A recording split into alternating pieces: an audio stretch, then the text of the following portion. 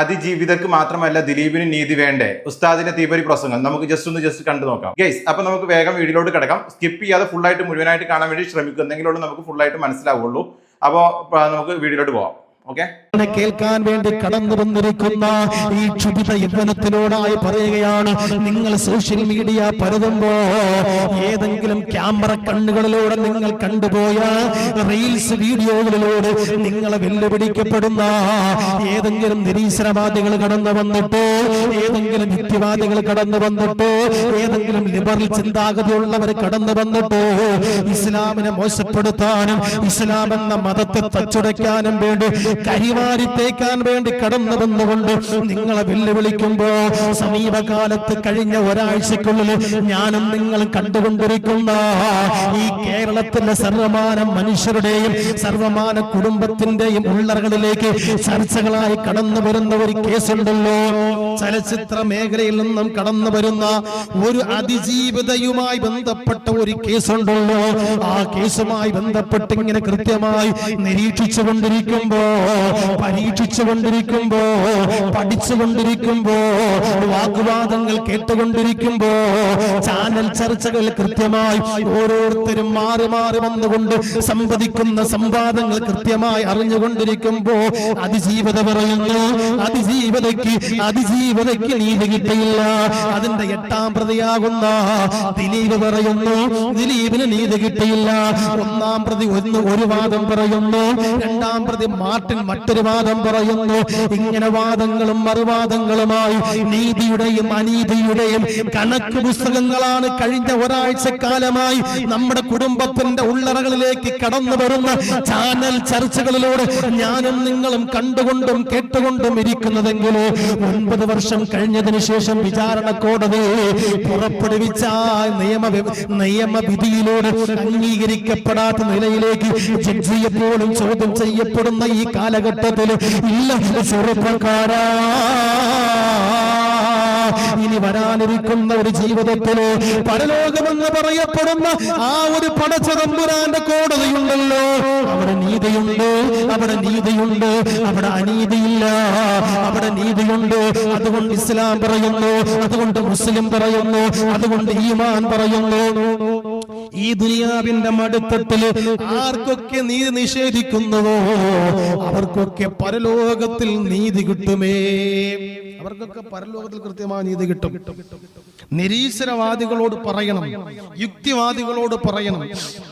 യുക്തിവാദികൾ വന്നിട്ട്, നിരീശ്വരവാദികൾ വന്നിട്ട്, ലിബറൽ ചിന്താഗതിക്കാർ വന്നിട്ട്, ഭൗതികവാദികൾ വന്നിട്ട് എന്തിനാണ് മതത്തിന്റെ ആവശ്യകത എന്ന് ചോദിച്ചാൽ പറയണം, 9 കൊല്ലം ഇടതടവില്ലാതെ വിചാരണ കോടതിയിലൂടെ വിചാരണ നടത്തി ഒരു കോടതി ഉത്തരവ് പുറപ്പെടുവിച്ചിട്ട് ആ ഉത്തരവ് പുറപ്പെടുവിച്ച ജഡ്ജി കുറ്റക്കാരാണെന്ന് ഒരു വിഭാഗം പറയുമ്പോ നീതി കിട്ടിയില്ല എന്ന് 8ാം പ്രതി എന്ന് പറയപ്പെടുന്ന വ്യക്തി പറയുമ്പോ നീതി കിട്ടിയില്ല എന്ന് അതിജീവിത പറയപ്പെടുമ്പോ ഇങ്ങനെ നീതി കിട്ടാത്തവരുടെ ഒരു പ്രഹേളികയായി നമ്മുടെ കാലഘട്ടത്തിലെ ദുനിയാവിന്റെ ജീവിതങ്ങൾ പാരസ്പരം മാത്സര്യ ബുദ്ധിയോടുകൂടി വൈരാഗ്യത്തിന്റെയും വൈരത്തിന്റെയും പുറകെ സഞ്ചരിച്ചു കൊണ്ടിരിക്കുമ്പോ എന്റെ പ്രിയപ്പെട്ടവരെ, അവിടെയാണ് ഒരു മുഅ്മിനിനെ സംബന്ധിച്ചിടത്തോളം, ഒരു വിശ്വാസിയെ സംബന്ധിച്ചിടത്തോളം, ഒരു മുസ്ലിമിനെ സംബന്ധിച്ചിടത്തോളം ഈ ദുനിയാവിൽ നീതി കിട്ടിയില്ലെങ്കിൽ എന്താ, നാളെ പരലോകത്ത് പടച്ച തമ്പുരാന്റെ മഹ്ശറ എന്ന് പറയപ്പെടുന്ന ആ കോടതിയുണ്ടല്ലോ, അവിടെ കൃത്യമായി നീതി കിട്ടുമെന്നുള്ള ഉറച്ച വിശ്വാസം ഏതൊരു മുസ്ലിമിനെ സംബന്ധിച്ചിടത്തോളം ഉണ്ട്. ഏതൊരു മുസ്ലിമിനെ സംബന്ധിച്ചിടത്തോളം ഉണ്ട്. നാം ഈ സമീപകാലത്ത് നമ്മൾ കണ്ടുകൊണ്ടിരിക്കുന്ന വാർത്തയില് വളരെ അത്ഭുതകരമാകുന്ന, വളരെ ഖേദകരമാകുന്ന ഒരു വാർത്ത. ഞാൻ കൃത്യമായി എല്ലാ വാർത്തയും കഴിവിന്റെ പരമാവധിയുള്ള വാർത്തകളെല്ലാം ഫോളോ ചെയ്യുന്നതാണ്.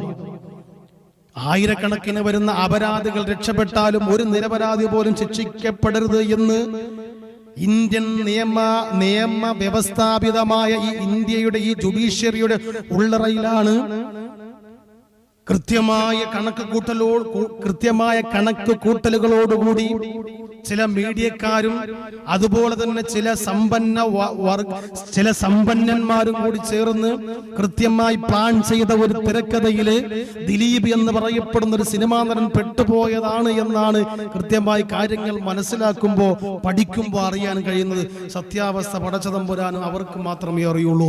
എന്തായാലും സത്യം പുലരണം, എന്തായാലും നീതി പുലരണം. പക്ഷേ എന്റെ പ്രിയപ്പെട്ട ചെറുപ്പക്കാരോട് പറയുകയാണ്, എന്റെ പ്രിയപ്പെട്ട യുവാക്കളോട് പറയുകയാണ്, നിങ്ങൾക്കൊരു പക്ഷേ ഇസ്ലാം പറയപ്പെടുന്ന ആയത്തുകളും ഇസ്ലാം പറയപ്പെടുന്ന ഹദീസുകളും ഇസ്ലാം പറയപ്പെടുന്ന ജീവിതങ്ങളുമായി ബന്ധപ്പെട്ട് സമകാലിക സാഹചര്യത്തെ കണക്ട് ചെയ്യാൻ ബുദ്ധിമുട്ടാണെങ്കിൽ, നിങ്ങൾ എല്ലാവരും ജീവിച്ചു കൊണ്ടിരിക്കുന്ന ഈ കാലഘട്ടത്തിൽ നിങ്ങളെ ത്രസിപ്പിക്കുന്ന, പിടിച്ചിരുത്തുന്ന, മോഹിപ്പിക്കുന്ന സിനിമാ കഥകളിലെ നായകന്മാരുടെയും നായികമാരുടെയും ജീവിതാവസ്ഥകളിൽ കടന്നു വന്നിരിക്കുന്ന സാഹചര്യങ്ങൾ ഏറ്റവും മോശകരമായ അവസ്ഥയാണെങ്കിൽ അതിൽ നിന്നുകൊണ്ട് ചിന്തിക്കണം.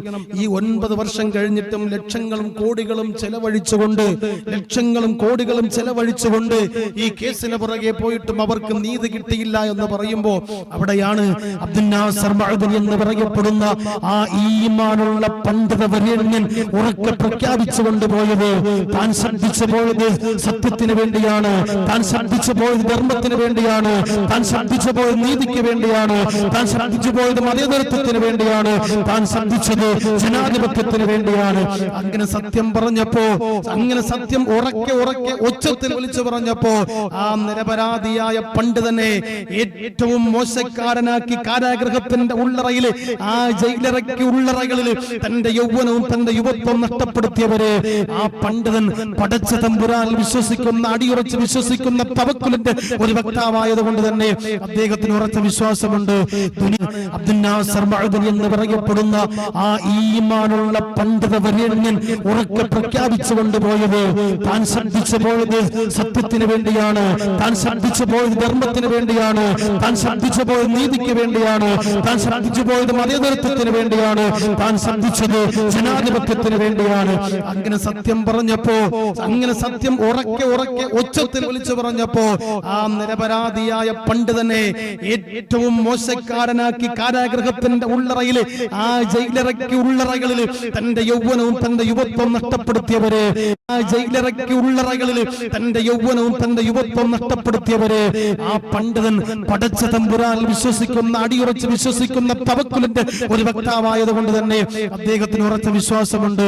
ദുനിയാവിലെ ജീവിതം നഷ്ടപ്പെട്ടെങ്കിലെന്താ, നാളെ വരാൻ ദുനിയാവിൽ ഉള്ളറകളിൽ തന്റെ യൗവനവും തന്റെ യുവത്വം നഷ്ടപ്പെടുത്തിയവരെ ആ പണ്ഡിതൻ പടച്ച തമ്പുരാനിൽ വിശ്വസിക്കുന്ന, അടിയുറച്ച് ഏറ്റവും മോശക്കാരനാക്കി കാരാഗൃഹത്തിന്റെ ഉള്ളറയില്, ആ ജയിലറയ്ക്ക് ഉള്ളറകളിൽ തന്റെ യൗവനവും തന്റെ യുവത്വം നഷ്ടപ്പെടുത്തിയവരെ ആ പണ്ഡിതൻ പടച്ച തമ്പുരാനിൽ വിശ്വസിക്കുന്ന, അടിയുറച്ച് വിശ്വസിക്കുന്ന തവക്കുലിന്റെ ഒരു വക്താവായത് കൊണ്ട് തന്നെ അദ്ദേഹത്തിന് ഉറച്ച വിശ്വാസമുണ്ട്. ദുനിയാവിലെ ജീവിതം നഷ്ടപ്പെട്ടെങ്കിലെന്താ, നാളെ വരാനിരിക്കുന്ന പരലോകത്തിൽ പടച്ച തമ്പുരാന്റെ സ്വർഗീയമായ ഉദ്യാനത്തിന്റെ ഉള്ളറയിൽ സുന്ദരമായ ജീവിതം നയിക്കപ്പെടാൻ കഴിയുമെന്നുള്ള ആ ഒരു സുന്ദരമായ സമാധാനത്തിന്റെ തവക്കുൽ അദ്ദേഹത്തിനുണ്ട്. അല്ലാഹു തആല കാര്യങ്ങൾ മനസ്സിലാക്കാൻ തൗഫീഖ് നൽകി അനുഗ്രഹിക്കുമാറാകട്ടെ. ഇതാണ് ഉസ്താദിന്റെ തീപ്പൊരി പ്രസംഗം.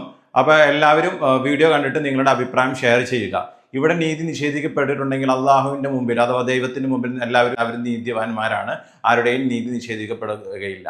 ഇതാണ് നമുക്ക് ഇതിലൂടെ മനസ്സിലാവുന്നത്. അപ്പോൾ എല്ലാവർക്കും നീതി കിട്ടണം, അതിജീവിതത്തിന് നീതി വേണം, ദിലീപിന് നീതി വേണം. എന്തായാലും ഉസ്താദിന്റെ തീപ്പൊരി പ്രസംഗം എന്തായാലും പൊളിച്ചു. ഇഷ്ടപ്പെട്ടുള്ള ആൾക്കാരാണെന്നുണ്ടെങ്കിൽ ലൈക്ക് ചെയ്യാനും സബ്സ്ക്രൈബ് ചെയ്യാനും ഷെയർ ചെയ്യാനും മറക്കരുത്. Thanks for watching my video.